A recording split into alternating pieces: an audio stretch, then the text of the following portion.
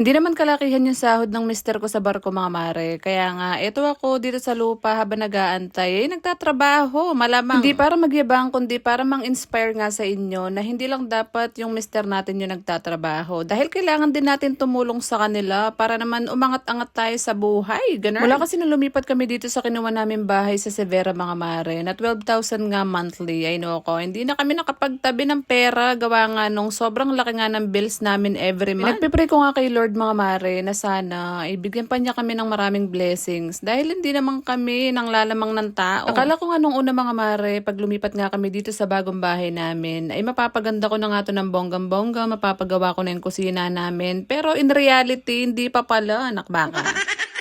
Wala pa kasi masyadong gamit yung bahay namin mga mare. Gusto ko nga bumili ng TV rack, mga display sa mga wall, mga mirrors, ganun. Pero hindi ko nga magawa dahil inuuna ko yung basic needs namin. Expectation versus reality talaga mga mare kapag nga bumukod kayo ng bahay. Eh hindi nyo agad-agad mabibili yung mga gamit na gusto nyo. Kasi ako mga mare, bago ko nga bilhin yung isang gamit, ay isipin ko muna ng mga 10 beses bago ko bilhin. Dahil nakakapanghinayang naman talaga kaysa ibili ko ng gamit, ay bibili ko muna ng mga pagkain namin at baon ng mga bata. Ganun. Anyways mga mare, nagluto nga lang pala ako ng tortang giniling dyan dahil matagal-tagal ko na rin hindi ito naluluto dito sa bahay. Kaya nga ito na lang din yung niluto ko dahil kapangan to ng mga bata. Nasundo ko na nga lang din sa panganay ko yung bunso ko mga mare dahil malapit lang naman yung school namin at pagdating nga niya dito, pinapacheck nga niya sa amin yung mga ginawa nila sa school. Inopen ko na rin pala tong parcel na dumating mga mare dahil umorder nga ako ng toothpaste sa Black App dahil sobrang mura nito, nasa 300 plus lang yata at babango na yung hininga mo.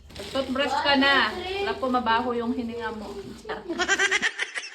Sobrang mahal nga nito sa grocery mga mare, kaya nga sa online na lang din ako bumili dahil legit naman din yung seller. Kaya nga eto, napa-order na talaga ako. Pero in mo no, sa 300 plus pesos mo lang mga mare, meron ka ng 4 na tube na Colgate. O, san ka pa, naksuta? Ewan ko na lang talaga kung di pa bumango yung bibig mo. Chares. Kung gusto mo rin nga mag-check out ng ganito mga mare, yung link nito ilalagay ko lang sa yellow basket at sa comment section, malamang. So yun nga mga mare, nakapag-promote na tayo ng isang product, no ko. Tulungan nyo na ako dahil nag-a-affiliate na rin ako. Kailangan ko ng extra money ngayon para mabayaran yung mga iba ko pang utang, anak syota. Chares.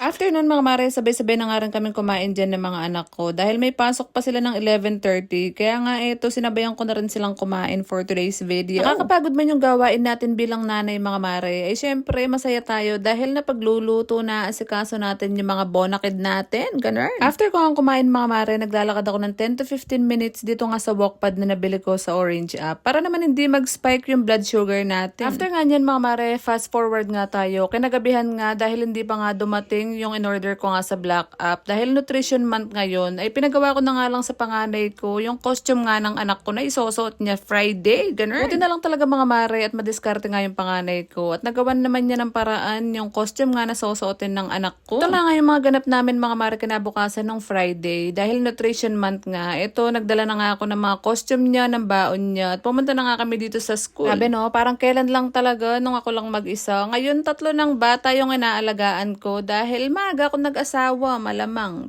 Chares.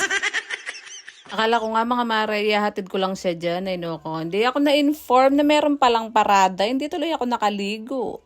Chares. Naglakad lang kami ng very light dito nga rin sa loob ng Severa mga mare. At after nga nun, bumalik na rin kami dun sa school nila. Tiniwang ko na rin siya. No ko, itong mare nyo, sobrang busy na para bang konti na lang tatagos na siya sa pader.